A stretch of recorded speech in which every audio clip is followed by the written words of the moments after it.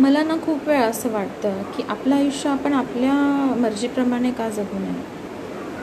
म्हणजे कोणीही असेल, प्रत्येकाला आपल्या म्हणण्याप्रमाणे जगण्याचा, आपल्या मनाला जी गोष्ट आनंद देते ती गोष्ट करण्याचा अधिकार आहे.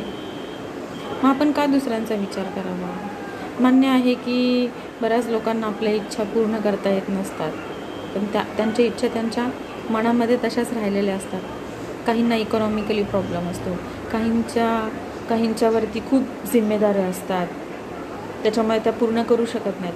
पण आपण शेवटच्या टप्प्यावर ज्यावेळेस येतो आयुष्याच्या, त्यावेळेस आपण आठवतो की आपले कोणते चांगले क्षण आपण घालवले आहेत. तर ते आठवताना आपल्या वाट्याला किती क्षण आले चांगले, आपल्या मर्जीप्रमाणे आपण किती जगलो, हे जर आठवायचं असेल तर आत्ताच जगून घ्या, कारण आयुष्य एकदाच आहे. जस्ट